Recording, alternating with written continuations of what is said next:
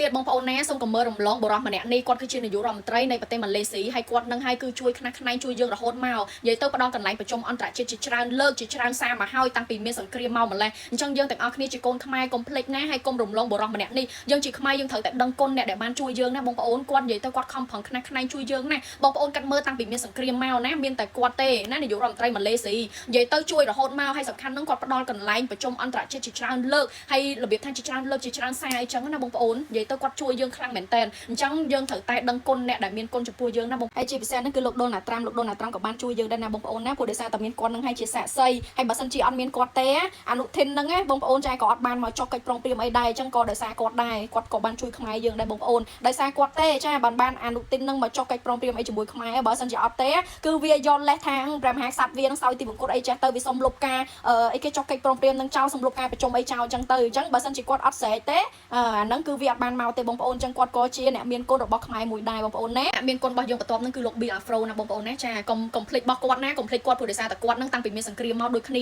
ាហើយពួកថៃពួកអីធ្វើបាបយើងហ្នឹងគឺដោយសារតែបានគាត់ទេអ្នកជួយផ្សព្វផ្សាយណាអ្នកជួយផ្សព្វផ្សាយឲ្យខាងអន្តរជាតិជុំវិញពិភពលោកបានដឹងពីការឈ្លានពានរបស់សៀមពីពួកសៀមហ្នឹងវាធ្វើអីដាក់យើងខ្លះណាវាចាក់សម្លេងខ្មោចវាធ្វើបាបយើងគ្រប់សពវាចូលមកឈ្លានពានវាធ្វើបាបប្រជាជនខ្មែរណាគឺរឿងច្រើនមែនតើដែលលោក Bill Afro ហ្នឹងគឺគាត់បានធ្វើដើម្បីជាតិរបស់យើងណាបងប្អូនណាគាត់ខំប្រឹងផ្សព្វផ្សាយណាគាត់ខំប្រឹងប្រើសម្លេងរបស់គាត់ដើម្បីនិយាយទៅចេញឲ្យអន្តរជាតិបានដឹងអំពីសន្តានក៏ដូចជាវិធីថោកទាបរបស់សៀមដែលធ្វើមកលើទឹកដីខ្មែរអញ្ចឹងបងប្អូនត្រូវតែដឹងគុណគាត់ណាទៅមនុស្សល្អមានច្រើនណាបងប្អូនហើយខ្មែរយើងធ្វើតែល្អទេអញ្ចឹងបានយើងបានផលមកល្អដូចដែរអ្វីដែលយើងបានធ្វើអញ្ចឹងណាបងប្អូនចាអញ្ចឹងអ្នកដែលមានគុណរបស់យើងហ្នឹងគឺទី1រាជរដ្ឋាភិបាលរបស់យើងទី2ហ្នឹងគឺនាយករដ្ឋមន្ត្រីម៉ាឡេស៊ីណាគាត់ខំប្រឹងខ្នះខ្នែងជួយយើងណាទី3ហ្នឹងគឺលោក Bill Afro ហើយនឹងអ្នកដែលជួយយើងបន្តទៀតមានច្រើនទៀតអញ្ចឹងយើងកុំភ្លេចណាបងប្អូនណាចាជាពិសេសបងវីរៈកងទ័ពយើងទាំងជួរមុខទាំងជួរក្រោយយើងក៏មិនភ្លេចគុណពួកគាត់ដែរព្រោះដោយសារតែបានពួកគាត់នឹងឲ្យជួយណាជាពិសេសបងកងទ័ព18អ្នកទៀតដែលគេចាប់យកទៅហើយបងអ៊ំពូ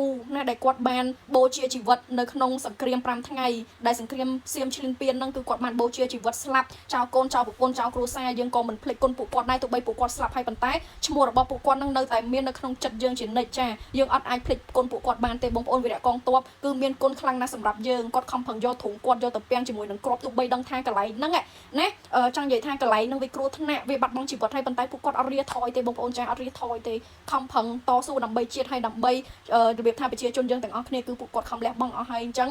សង្ឃឹមថាបងប្អូននៅតែបន្តគាំទ្រក៏ដូចជាចងចាំអ្វីដែលគាត់បានធ្វើចំពោះយើងកន្លងមកខាងចិនក៏ជួយយើងដែរណាបងប្អូនណាចាខាងចិនក៏ជួយយើងដែរនិយាយទៅខាងចិនក៏ជាអ្នកមានគុណរបស់យើងដែរបងប្អូនគាត់គឺជួយយើងតាំងពីសង្គ្រាមមកដូចគ្នាចានិយាយទៅរយៈពេល3ខែនេះខ្មែរមានស្ទើរតែគ្រប់បែបយ៉ាងទាំងស្មារតីកងទ័ពនិងប្រជាជនការទូតក៏បានលូតលាស់ហើយដោះស្រាយបានទាំងអស់ឯសៀមវិញយើងកន្លែងទៅមើលសៀមបងប្អូនគឺក្រៀមដូចអាចកូននៅកណ្ដាលស្រែអញ្ចឹងបានត្រឹមតែមើលដីខ្មែរពីចម្ងាយហើយចំណាយអស់ទាំងទ័ពរាប់រយនាក់ខូចទាំងអស់សេដ្ឋកិច្ចខូចទាំងកិត្តិយសនៅលើឆាកអន្តរជាតិហើយនាំក្តីអាម៉ាស់ហើយសម្រាប់និយាយពីបាបកម្មវិញបងប្អូនបាបកម្មវិញជាបន្តបន្ទាប់ងាប់យីព្រឹកមួយទៀតងាប់យីព្រឹកហ្នឹងបានន័យថាងាប់ម្ដាយបោះស្ដាច់ហ្មងចាឥឡូវខ្ញុំហៅយីព្រឹកហ្មងទៅហ្នឹងហើយមានរំជួយដីហើយគ្រោះទឹកជំនន់ហើយបាននិយាយពីនាយករដ្ឋមន្ត្រីគេវិញនាយករដ្ឋមន្ត្រីដែររមើគុណធ្លាក់ពីតំណែងផងសូម្បីតែអាសម្រាមមួយដែលដឹកលិមួកហ្នឹងឥឡូវដែលដឹកលិមួកមកហ្នឹងបងប្អូនចាឥឡូវហ្នឹងក៏ត្រូវស៊ើបអង្កេតរឿងលុយមូលនិធិទៀតខ្មែរឈ្នះដោយមិនចាំបាច់ច្បាំងបងប្អូនទៅបិទថាកំសត់អត់ធ្មត់ពីព្រោះតែសង្គ្រាមនេះគឺគ្មានប្រយោជន៍អ្វីមកដល់យើងទេបងប្អូនចាទៅខ្ញុំឃើញថាដឹកនាំហ្នឹងគឺធ្វើសង្គ្រាមមួយនេះមិនត្រឹមតែឈ្នះលើការឈ្លានពានរបស់សៀមទេគឺឈ្នះដោយកិត្តិយសជាតិឈ្នះដោយកិត្តិយសជាតិនៅឆាកអន្តរជាតិ